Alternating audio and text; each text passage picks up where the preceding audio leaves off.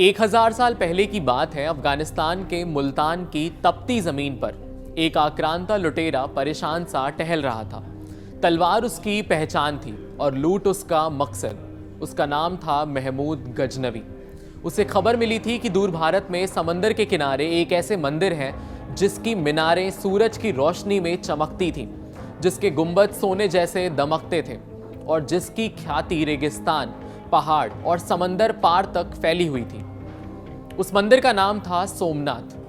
गजनवी के सोमनाथ के वैभव के बारे में सुना, लेकिन वो सिर्फ पत्थरों और सोने की कहानी नहीं सुन रहा था, वो सुन रहा था भारत की आस्था, परंपरा और सनातन चेतना की कहानी। और उसने तय कर लिया कि अगर इस मंदिर को तोड़ दिया गया तो शायद भारत की आत्मा भी टूट जाएगी। लेकिन इतिहास ने देखा कि गजनवी जितना खूंखार था, भारत की आस्था उतनी ही अडिग निकली। इसी अडिगता का प्रमाण है सोमनाथ मंदिर, जो 1000 साल बाद भी उसी गर्व, उसी गौरव और उसी सनातन पहचान के साथ खड़ा है। ये कहानी एक मंदिर की नहीं है, ये कहानी उस आत्मा की है जिसे तोड़ने की कोशिशें बार बार हुई, लेकिन जो हर बार और ज्यादा चमक कर खड़ी हो गई।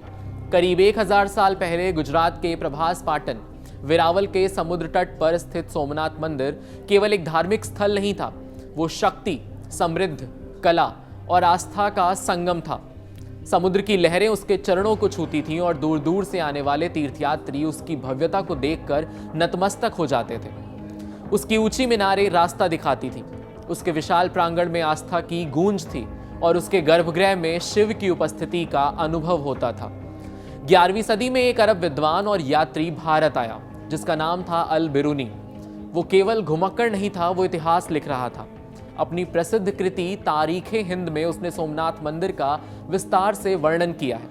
उसने लिखा कि यह मंदिर सोने, चांदी और रत्नों से समृद्ध था। यहाँ रोज हजारों श्रद्धालु आते थे और हिंदुओं की आस्था इसमें सांस लेती थी। अल बिरूनी का ये वर्णन जब गजनी पहुंचा तो महमूद की आंखों में चमक आ गई। ये चमक आस्था की नहीं थी, ये लालच की थी। महमूद गजनवी के लिए भारत कोई सभ्यता नहीं था, बल्कि एक खजाना था। अब्राहम इराली अपनी किताब द एज ऑफ रॉथ में लिखते हैं कि महमूद के हमलों का उद्देश्य इस्लाम का प्रचार नहीं था, बल्कि मंदिरों में भरे खजाने थे। मंदिर तोड़ना उसके अधार्मिक जोश को संतुष्ट करता था और लूट उसे अपार दौलत देती थी। इतिहास कभी झूठ नहीं बोलता और गजनवी का इतिहास सिर्फ तलवार, खून और लूट से भरा हुआ है। साल 1024 में महमूद लगभग 30,000 घुड़सवार सैनिकों के साथ सोमनाथ की ओर निकला। रास्ते में लूट की खबर सुनकर और लोग भी उसके साथ जुड़ते गए। मुल्तान पहुंचा, फिर राजस्थान के रेगिस्तान को पार किया और जनवरी 1025 में उसकी सेना सोमनाथ के द्वार पर खड़ी थी। पहला हमला तीरों से हुआ। आसमान से तीर बरसे, शहर की प्राचीर पर रस्सियों की सीढ़ियां टिकी और गजनवी के सैनिक दीवारों पर चढ़ आए। शहर की गलियों में मारकाट मच गई। शाम तक खून बहता रहा। रात होते ही सैनिक जानबूझकर पीछे हट गए ताकि अगली सुबह भय और भ्रम के साथ हमला दोबारा किया जा सके। इतिहासकार काजविनी लिखते हैं कि इस युद्ध में 50,000 से अधिक स्थानीय लोग मारे गए। जब नगर शांत हो गया तब महमूद मंदिर के भीतर दाखिल हुआ। यह मंदिर लकड़ी के 56 विशाल खंभों पर टिका था। स्थापत्य कला का सबसे बड़ा चमत्कार था वहां की शिवलिंग, जो बिना किसी सहारे के हवा में स्थिर प्रतीत होता था। कहते हैं कि उस दृश्य को देखकर खुद महमूद कुछ क्षणों के लिए खुद मूर्ति बन गया था। लेकिन जब गजनवी उस दृश्य से बाहर निकला तो मूर्ति तोड़ी गई। भीतर छिपे रत्नों का भंडार सामने आया। 40 मन वजन की सोने की जंजीर, जिससे महाघंट लटकता था, तोड़ दी गई। किवाड़ों, चौखटों और छत से चांदी के पत्थर निकाल लिए गए। फिर भी संतोष नहीं हुआ। गर्भगृह खुदवाया गया ताकि कोई भी गुप्त कोष छूट न जाए। महमूद गजनवी 17 बार आया। 17 बार सोमनाथ उसकी आंखों में चुभा और 17 बार उसने सोचा कि इस बार सब खत्म हो जाएगा।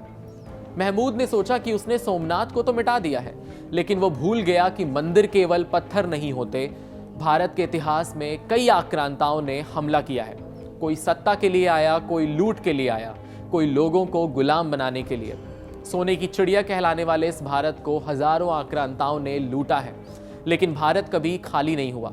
सोमनाथ को भी बार बार तोड़ा गया। 7वीं सदी में मैत्रक राजाओं ने इसका पुनर्निर्माण किया। 8वीं सदी में अरबी गवर्नर जुनायद ने इसे नष्ट किया। 815 ईस्वी में नागभट्ट ने फिर बनवाया। 1026 में महमूद गजनवी ने इसे तोड़ दिया। उसके बाद राजा भीम और भोज ने इसे खड़ा किया। 1297 में दिल्ली सल्तनत ने, 1706 में औरंगजेब ने फिर गिरा दिया। लेकिन हर बार सोमनाथ खड़ा हुआ, क्योंकि वो सिर्फ एक इमारत नहीं थी, वो एक विचार था। आज़ादी के बाद जब भारत ने अपनी पहचान दोबारा गढ़नी शुरू की, तब सोमनाथ मंदिर इतिहास के केंद्र में आया। सरदार वल्लभ भाई पटेल ने कहा कि अब समय आ गया है कि इस अपमान का जवाब दिया जाए। ये सिर्फ पूजा का स्थल नहीं रहेगा, ये भारत की एकता और संस्कृति का प्रतीक बनेगा। के.एम. मुंशी की देखरेख में पुनर्निर्माण शुरू हुआ। 1951 में मंदिर तैयार हुआ और 55 में राष्ट्रपति डॉक्टर राजेंद्र प्रसाद ने इसे राष्ट्र को समर्पित किया। आज जब हम सोमनाथ को देखते हैं तो हम केवल एक मंदिर नहीं देखते, हम 1000 साल की जिद देखते हैं। हम उस आस्था को देखते हैं जिसे तलवारें नहीं काट सकी। हम उस संस्कृति को देखते हैं जिसे लूटा नहीं, न मिटाया जा सका। लेकिन सोमनाथ आज भी खड़ा है, उसी समुद्र के किनारे, उसी गर्व के साथ। आज जब भारत सोमनाथ की 1000 साल की स्थापना का पर्व मना रहा है, तो ये केवल उत्सव नहीं है, ये घोषणा है कि आस्था को नष्ट नहीं किया जा सकता। ये घोषणा है कि सनातन केवल अतीत नहीं, वर्तमान और भविष्य भी है। ये कहानी इसलिए नहीं सुनाई जाती कि घाव कुरेदे जाएं, बल्कि इसलिए कि याद रखा जाए, जो मिटता नहीं वही सभ्यता होती है।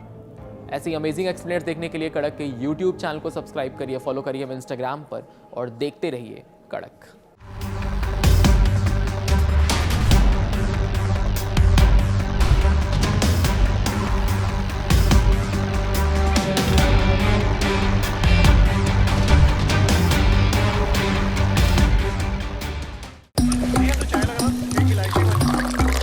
यहाँ ताजा खबर के साथ हर दिन की शुरुआत कड़क है। आमने सामने बैठ रखते हैं बात पूरे दम से, आराम से। चर्चा होती है बेधड़क। यहाँ किस्से कहानियों में बोल सरल और अंदाज बेहद कड़क मिलता है। जीने में एक तेवर है, जो आता है सही ज्ञान, जानकारी और उससे कमाई कड़क नोट से।